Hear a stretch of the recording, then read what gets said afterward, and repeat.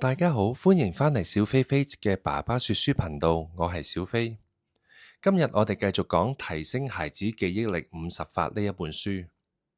咁上一集呢，我哋就提過記憶力係智慧之母。今日我會同大家分享入邊其中4個好實用嘅方法，去幫助小朋友提升記憶力。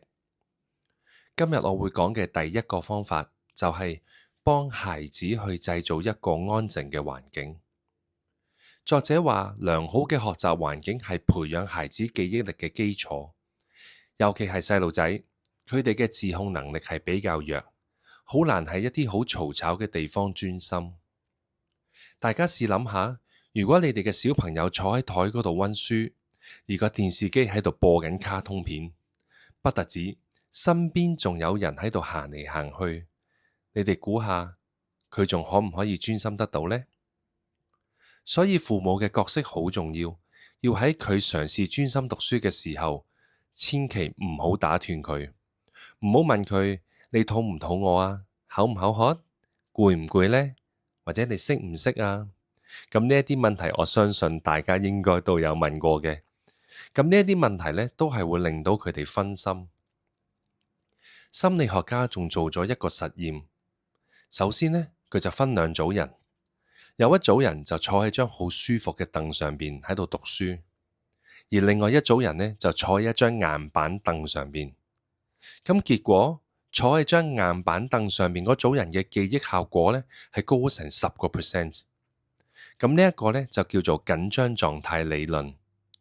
適當嘅唔舒適反而係可以更加專注，同埋可以幫助記憶。仲有，佢哋讀書嘅環境顏色都係會影響記憶㗎，例如紅色、黃色就容易令人亢奮，啲冷色嘅系列呢，例如藍色、綠色就會令到人哋冷靜沉穩，係會比較有利於專注。即係話，如果個環境幫助到佢哋養成專注學習嘅習慣，長遠嚟講，記憶力就自然會好㗎喇。第二個方法就係要揾到孩子嘅最佳記憶時間。咁每一個人呢，都有屬於自己嘅黃金記憶時間嘅喎。咁一般嚟講都係朝頭早同埋瞓覺之前係最有效嘅。咁美國嘅哲學家愛默生曾經講過，佢話佢中意喺清晨讀詩或者係散文，黃昏嘅時候呢，就讀小說同埋雜誌。因為朝頭早呢個腦袋係最清醒，夜晚就適合輕鬆輸入。對於小學生嚟講，朝頭早係記憶力最好嘅時段，讀書嘅效率應該係最高嘅。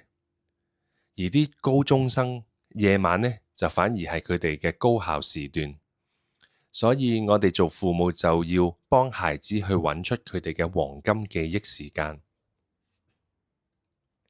作者提到美國有一個著名嘅記憶研究專家叫做赫伯特·博蘭，佢話佢發現呢，佢個女最清醒嘅時間係凌晨4點，咁所以佢每一日都會喺呢一個時段叫醒佢溫書。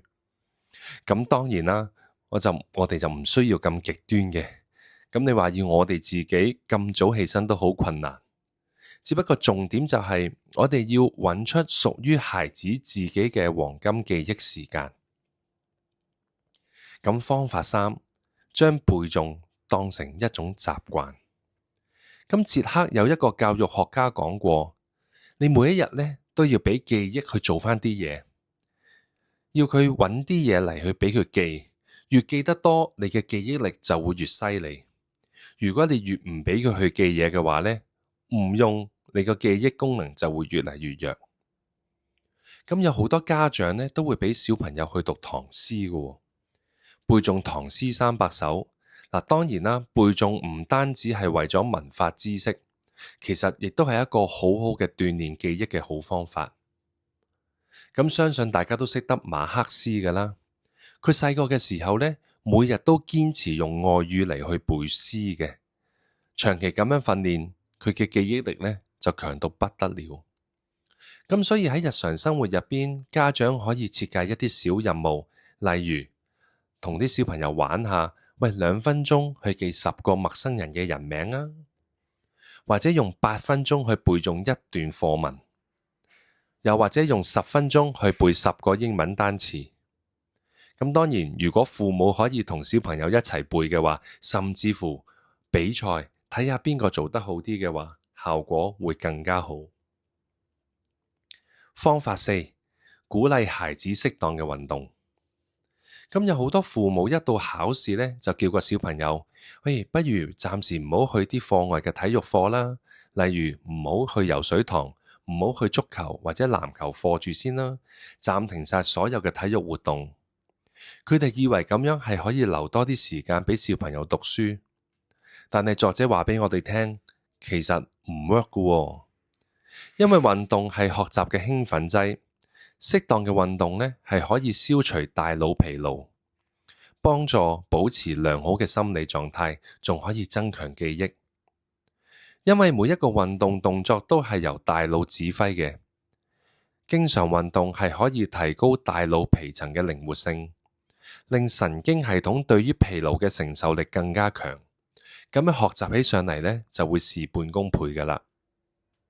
美國嘅教育學家杜威曾經講過，教育即係生活，生活即係教育，運動就係生活入邊最重要嘅一環，對孩子嘅記憶力同埋學習能力都係有直接嘅幫助。